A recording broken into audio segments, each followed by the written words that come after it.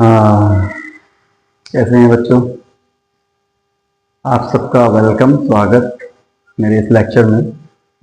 आज हम बात करने वाले हैं क्लास 10th के चैप्टर लाइफ प्रोसेस से एक बहुत ही इम्पोर्टेंट टॉपिक के बारे में, जिसका नाम है न्यूट्रिशन। और इसमें हम एक सब टॉपिक पढ़ने वाले हैं जिसका नाम है ऑटोट्रॉफिक न्यूट्रिशन। जैसा कि बहुत से बच्चे जानते भी हैं कि न्यूट्रिशन दो तरह का होता है, ऑटोट्रॉफिक एंड हेटरोट्रॉफिक। तो हेटरोट्रॉफिक न्यूट्रिशन को हम बाद में डिस्कस करेंगे, फिलहाल हम डिस्कस करने वाले हैं ऑटोट्रॉफिक न्यूट्रिशन को। तो ऑटोट्रॉफिक न्यूट्रिशन के बारे में कुछ बच्चे पहले से ही जानते हैं, जो नहीं जानते हैं उनके बारे में ये लेक्चर है। ऑटोट्रॉफिक न्यूट्रिशन, ऑटोट्रॉफिक जो वर्ड है वो दो लफ्जों से मिलकर बना है।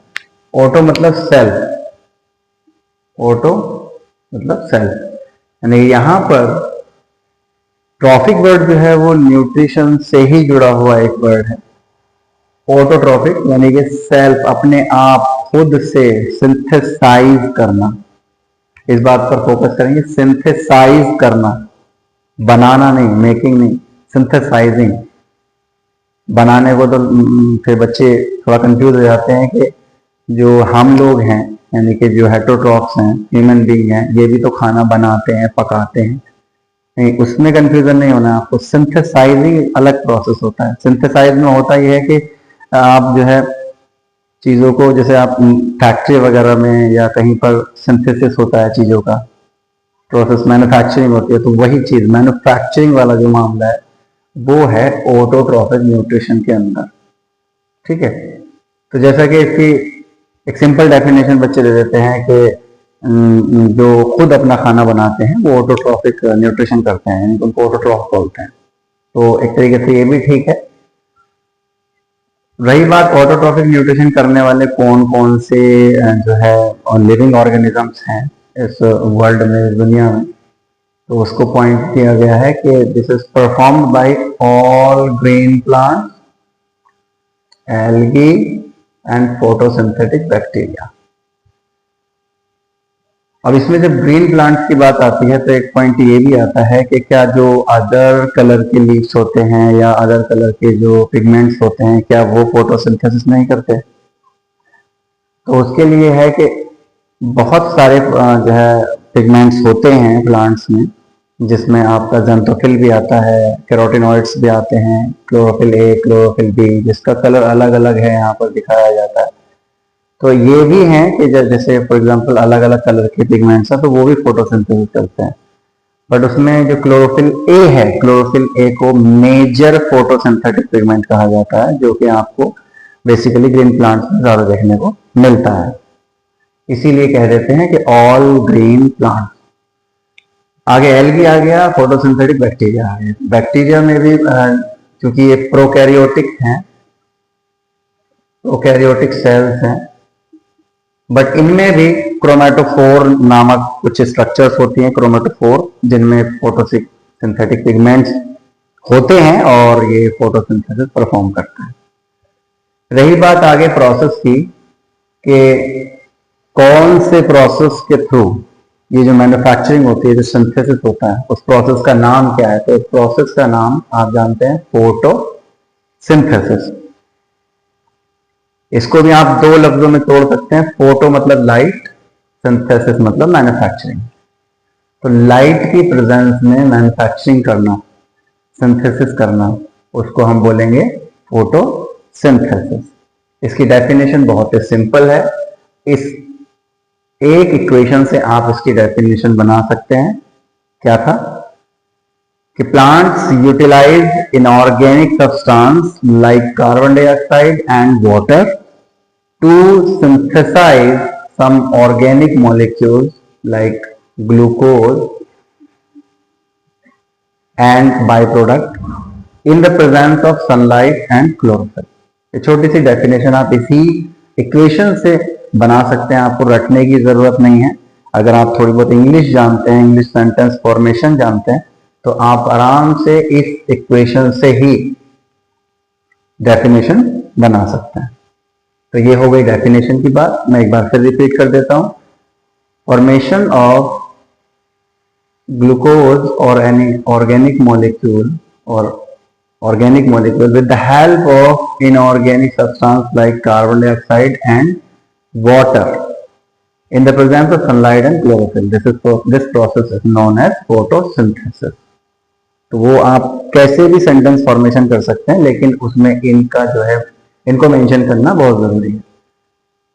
जिसमें आप देख सकते हैं कि जो बाय प्रोडक्ट है वो हमारा ऑक्सीजन है। इसीलिए जैसा कि कहा जाता है, आपने सुना भी है कि प्लांट्स हमारी प्राण वायु हमें देते हैं। लाइक ऑक्सीजन की बात यहाँ पर होती है कि जो प्लांट्स हैं वो ऑक्सीजन रिलीज करते हैं, तो वो जो ऑक्सीजन रिलीज होती है वो फोटोसिंथेसिस के दौरान ही रिलीज होती है। बात करें स्टेप्स की, जैसा कि एनसीईआरटी में स्टेप्स दिए हुए हैं, 3 स्टेप्स दिए हुए हैं कि फोटोसिंथेसिस किन किन स्टेप्स में कंप्लीट होता है। तो सबसे पहले हम बात करेंगे absorption of light energy by chlorophyll. Chlorophyll के बारे में आप जानते ही हैं, क्लोरोफिल एक पिगमेंट होता है। इसके लिए मैंने यहाँ पर पूरा एक स्टेप लिखा है, यानी कि एक पॉइंट लिखा है, जिसमें हम यहाँ देख सकते हैं कि लोकेशन, क्लोरोफिल की जो लोकेशन है आप देखेंगे, ये जो डायग्राम है इसमें क्लोरोफिल की लोकेशन दिखाई गई है। जैसे मान लीजिए ये लीफ है, लीफ को कट किया गया है, ठीक है, इसका क्रॉस सेक्शन देखा गया है। ये लीफ ब्लेड होता है, पत्ती का जो ये पूरा शेप होता है वो उसको लीफ ब्लेड कहा जाता है। लीफ ब्लेड्स में बहुत सारी आपने देखी होंगी नसें होती हैं छोटी छोटी, उनको वेन्स बोलते हैं, वेन्स, VEIN, वेन्स। और बीच में एक मोटी सी नस होती है जिसको मिड रिब कहा जाता है, mid rib, MIDRIB, mid rib. And यहाँ पर आप देखेंगे कि जो मिड रिब होती है या जो वेन्स होती हैं, इन्हीं में वेस्कुलर बंडल होते हैं। वेस्कुलर बंडल एक वर्ड है, वेस्कुलर बंडल आप ऐसे याद कर सकते हैं। जैसे वेस्कुलर जो वर्ड आया है ये वेसल से आया है, यानी कि एक छोटी छोटी बारीक बारीक नलियां, वेस्कुलर, और ये जो वर्ड है बायोलॉजी में इस्तेमाल होता है नलियों के लिए। तो प्लांट्स में जो छोटी छोटी जो वेसल्स होते हैं, लाइक जाइलम एंड फ्लोएम, जिनमें बहता है पानी और जो फूड ट्रांसपोर्ट होता है, तो उनके लिए ये वर्ड यूज किया गया वेस्कुलर। और बंडल, बंडल का मतलब आप जानते हैं कि जब 2-3 चीजें एक साथ होती हैं तो उसको बंडल कह दिया जाता है, जैसे बीड़ी का बंडल होता है। तो बंडल, वेस्कुलर बंडल, जाइलम और फ्लोएम को कंबाइनली हम वेस्कुलर बंडल कहते हैं। इसमें आप यहां पर देख सकते हैं कि जब इसको जूम किया गया क्रॉस सेक्शन को, तो हमने देखा कि एक तो ऊपर की है ये एपिडर्मिस, एक है नीचे की एपिडर्मिस। तो ये अपर एपिडर्मिस हो गई, ये लोअर एपिडर्मिस हो गई। और इस अपर और लोअर एपिडर्मिस के बीच में ये एपिडर्मल सेल्स हैं, ये जो है आपकी क्यूटिकल है, वैक्सी क्यूटिकल। हर एक लीफ में, खासकर उन लीव्स में जो थोड़ा सा गर्म एनवायरनमेंट में पाई जाती है, उनमें एक वैक्सी कोटिंग होती है, वैक्स की एक कोटिंग होती है, उसको क्यूटिकल बोलते हैं। उसके नीचे आपकी एपिडर्मिस और ये नीचे की लोअर एपिडर्मिस। इसके बीच में यहाँ पर कुछ सेल्स दिखाई गई हैं, इनको बोलते हैं मीजोफिल सेल्स। ये मीजोफिल सेल्स, इनके बीच बीच में एयर स्पेस होता है। तो इन मीजोफिल सेल्स में काफी अच्छी तादाद में, very large amount of chloroplast पाया जाता है, यानी कि जो क्लोरोप्लास्ट की संख्या है वो काफी ज्यादा होती है मीजोफिल सेल्स में। इसीलिए कहते हैं कि जो लीफ होती हैं, leaf are the kitchen of cell, क्योंकि लीफ के मीजोफिल सेल्स में काफी सारा क्लोरोप्लास्ट होता है। ये जो डॉट डॉट डॉट डॉट आप देख रहे हैं ये क्लोरोप्लास्ट है। बाकी रही बात ये लोअर एपिडर्मिस की, तो यहाँ पर स्टोमेटा दिखाया गया है एक, इसके बारे में मैं आपको डिटेल में अभी बताऊंगा। तो ये जो इसमें बताया गया absorption of light energy by chlorophyll, तो ये जो क्लोरोफिल आप देख पा रहे हैं डायग्राम में dot dot dot dot dot, इन क्लोरोफिल से, ये जो क्लोरोफिल है सनलाइट को ट्रैप करते हैं, सनलाइट को जो है अपने एब्जॉर्ब कर लेते हैं। दूसरा स्टेप होता है कि जब ये सनलाइट एब्जॉर्ब कर ली गई तो इस सनलाइट को कन्वर्ट कर दिया जाता है केमिकल एनर्जी में। तो ये लाइट एनर्जी को कन्वर्ट कर दिया जाता है केमिकल एनर्जी में। तो केमिकल एनर्जी में, केमिकल एनर्जी किस रूप में होती है? What is the form of chemical energy? This chemical energy is stored in the form of NADPH and ATP। 10th level पे ये थोड़ा सा एडवांस बात है, लेकिन NADPH और ATP ये दोनों ही हाई एनर्जी मॉलिक्यूल्स होते हैं। ये बेसिकली आपका एक रिड्यूसिंग एजेंट है जो अपना हाइड्रोजन डोनेट करके ऑक्सीडाइज हो जाता है और दूसरे को रिड्यूस कर देता है, इसका भी काम आएगा। एंड ATP आप जानते हैं हाई एनर्जी मॉलिक्यूल है, इसके बॉन्ड्स में काफी ज्यादा एनर्जी कंजर्व होती है, स्टोर होती है।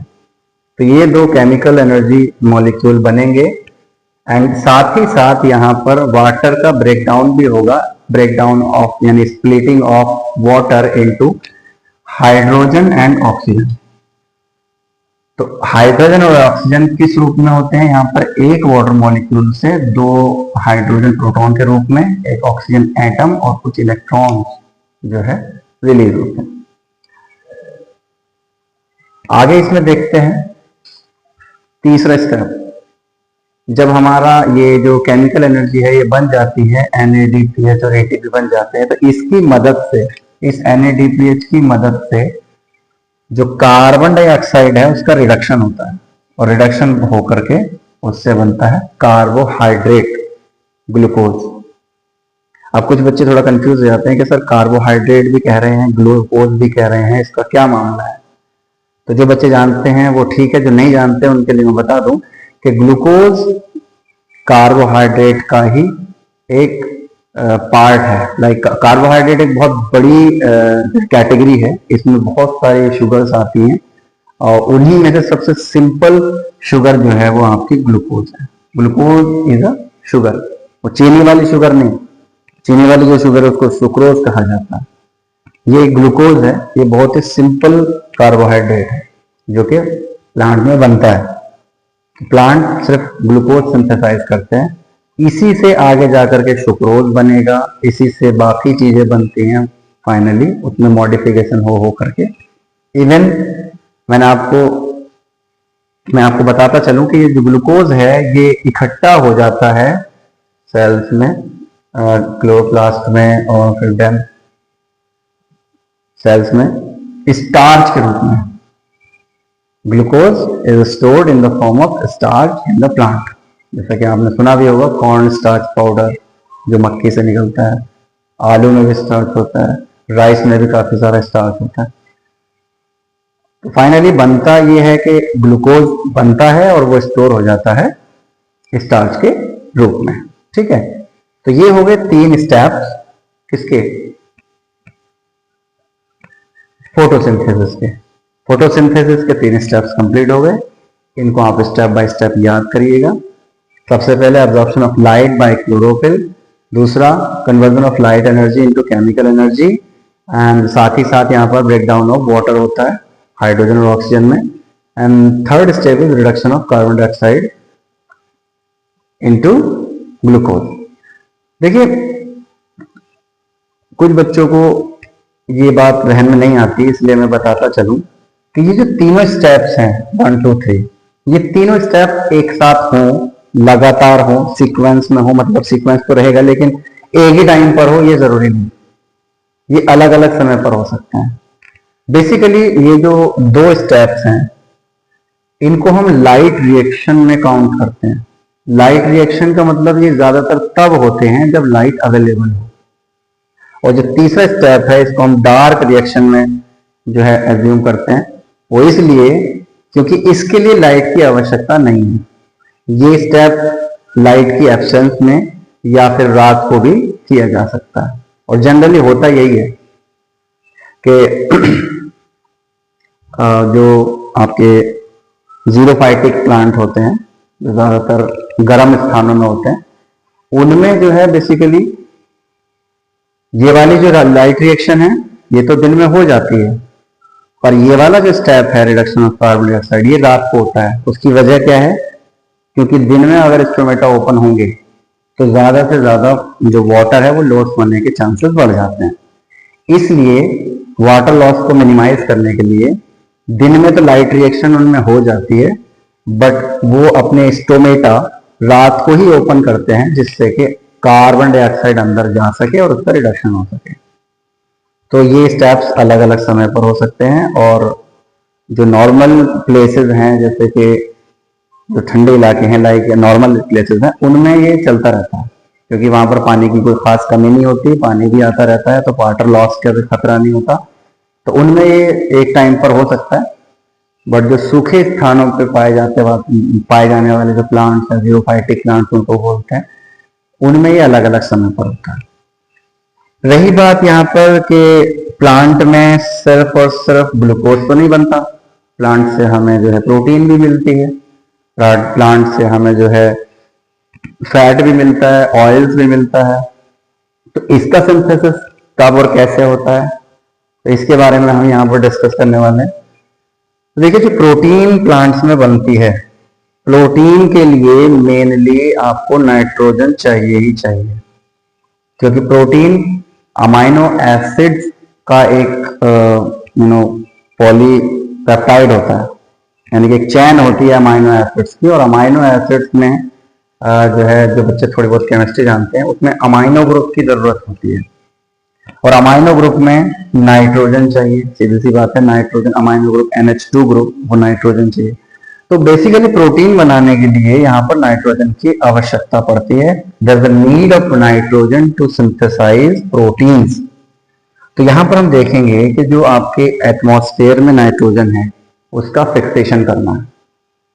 अगर एटमॉस्फेरिक नाइट्रोजन का फिक्सेशन नहीं हो पाएगा तो प्लांट नाइट्रोजन यूटिलाइज नहीं कर पाएंगे।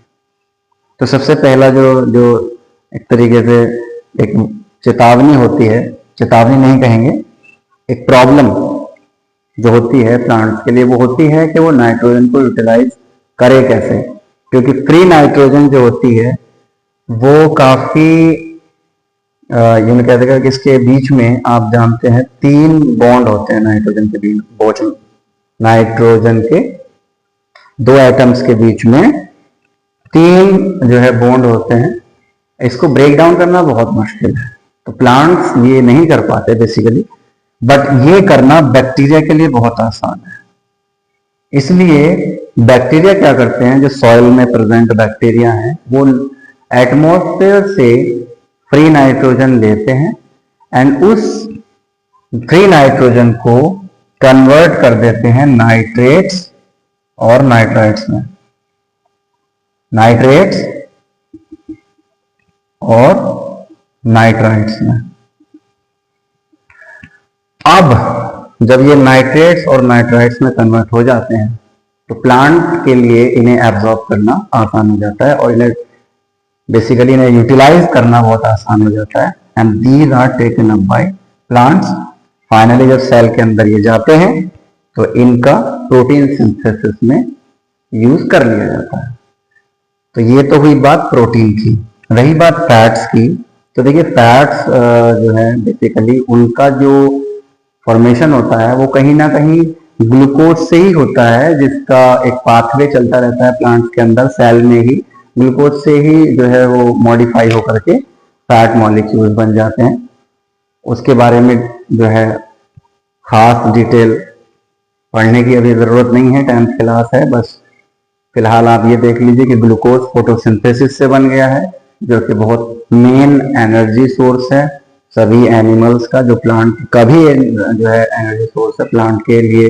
प्लांट में जितने भी केमिकल रिएक्शंस हो रही हैं उनके लिए ग्लूकोज चाहिए एनर्जी के लिए, क्योंकि ग्रोथ भी होती है और भी जो ट्रांसपोर्टेशन है प्लांट के अंदर चलता है, उस सब के लिए एनर्जी चाहिए।